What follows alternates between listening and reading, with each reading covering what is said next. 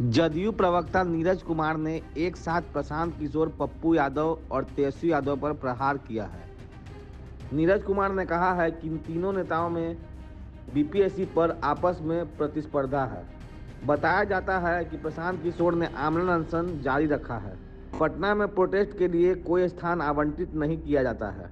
इस वजह से गंगा के किनारे कुछ एकड़ के मैदान में प्रशांत किशोर ने तंबू घर का गांव बनाने की शुरुआत की। प्रशासन ने कोई जगह अलॉट नहीं करके उस स्थान पर तंबू डंडा को उजाड़ दिया। पप्पू यादव का बिहार बंद का कॉल दिखावे भर का कॉल रह गया था। रविवार का दिन चुनकर पप्पू यादव ने यह कॉल दिया था। इस दिन मार्केट बंद रहते हैं, परंतु बंद को असरदार बनाने के लिए पप्पू यादव अपने कुछ लोगों के साथ एक सड़क पर निकले। हताशा में उनके लोगों ने तोड़फोड़ भी किया। आज के बुलेटिन में कुल 10 खबरें हैं। खबर आई है कि बिहार के नहरों की मैल जमा हो गई है। बालू, सिल्ट और गार को निकाला जाएगा। बताया गया है कि बड़े और छोटे नहरों के अलावा नहरों की वितरणी और छोटी सहायक वितरणी में जम आए घास, पौधे और मिट्टी को साफ किया जाएगा। उनके ऊपर बनी छोटी पुलियों की मरम्मत अभी करवाई जाएगी। इन कामों के लिए बिहार सरकार ने अभी 250 करोड़ का आवंटन किया है। दूसरी तरफ नहरों में किसी किसी स्थान पर जरूरत से ज्यादा पानी बहने लगता है। बीपीएससी अभ्यर्थियों की एक टीम ने राज्यपाल से आज मुलाकात की है। अभ्यर्थियों ने बताया है कि राज्यपाल ने उनके प्रति न्याय देने का आश्वासन दिया है। माननीय राज्यपाल महोदय ने बहुत समय दिया हम लोगों को, लगभग 40-45 मिनट वो हम लोगों के साथ बैठे, बातचीत हुई। सारी हमारी जो समस्याएं थी, जो हमने अपनी मांगे रखी, जो अनियमितताएं हमने गिनाई, उन सबको उन्होंने बहुत धैर्यपूर्वक सुना। सुनने के बाद उन्होंने हमें आश्वस्त किया है कि संवैधानिक दायरे में रहते हुए जो भी आपने लिख करके दिया है उसको जो संबंधित अथॉरिटी हैं उनके पास मैं अपनी अनुशंसा के साथ, अपनी टिप्पणी के साथ भेजूंगा और उम्मीद करिए कि न्याय ज़रूर होगा, आपके फेवर में ज़रूर कुछ न कुछ होगा।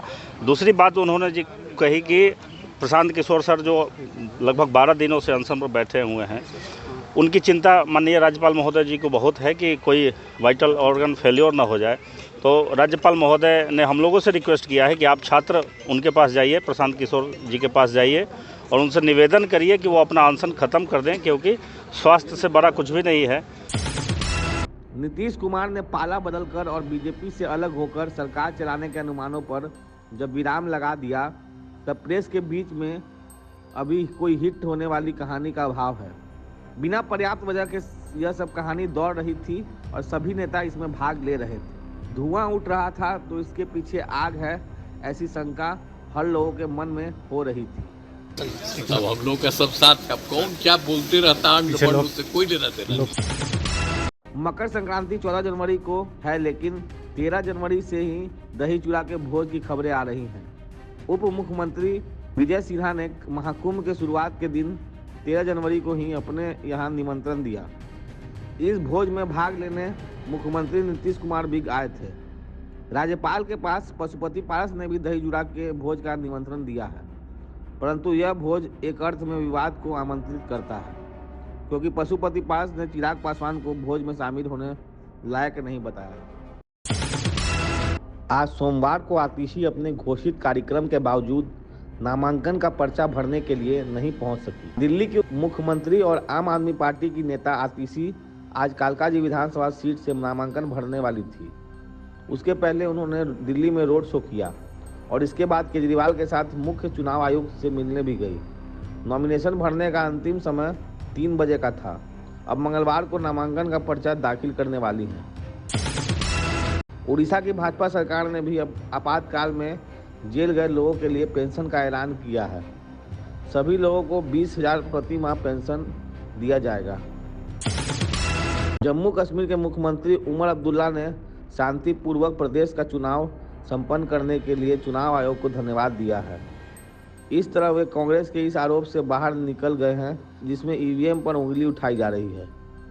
आपने जम्मू कश्मीर के आवाम से कहा था कि बहुत जल्द इलेक्शन होंगे, इंतखाबात होंगे और लोगों को अपने वोट के जरिए अपनी हुकूमत चुनने का मौका मिलेगा। आप अपनी बात पे कायम रहे और 4 महीनों के अंदर अंदर जम्मू कश्मीर में आपने इंतखाबात कराए। जम्मू कश्मीर में आपने लोगों को वोट देने का जो है अपनी हुकूमत चुनने का मौका दिया और आज इस बात का नतीजा है कि वजीर आला की हैसियत से मैं आज इस प्रोग्राम में शिरकत करके आपसे बात कर रहा हूं। आपने इलेक्शन वो कराए जिसमें लोगों ने बढ़ चढ़ के हिस्सा लिया और सबसे बड़ी बात ये कि कहीं पे भी धांधली की कोई शिकायत नहीं, कहीं पे भी हुकूमत के गलत इस्तेमाल की कोई शिकायत नहीं, एक भी पोलिंग बूथ पे कहीं पे रीपोल की जरूरत नहीं पड़ी। इसका श्रेय आपको, आपके साथियों को और इलेक्शन कमीशन ऑफ इंडिया को जाता है। उद्धव ठाकरे ने भी इंडिया गठबंधन पर सवाल उठाया है। सबसे पहले उमर अब्दुल्ला ने पूछा था कि सभी जगह सभी दल अपने राज्य में स्वतंत्र तरीके से चुनाव लड़ रहे हैं।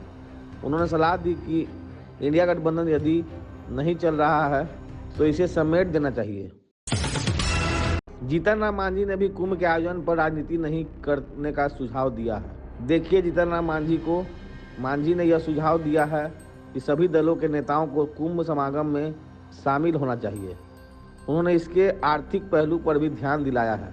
बताया गया है कि कुंभ में 2 लाख करोड़ रुपए की आमदनी हो सकती है।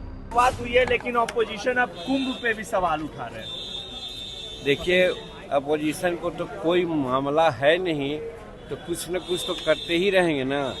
भारत आस्था का देश है और ये सनातनों का एक बहुत बड़ा और बहुत दिनों के बाद 12 वर्ष के बाद ये रहा है और ये सर्वधर्म संभाव तो हम कह ही सकते हैं, इसमें किसी को कोई रोक नहीं है।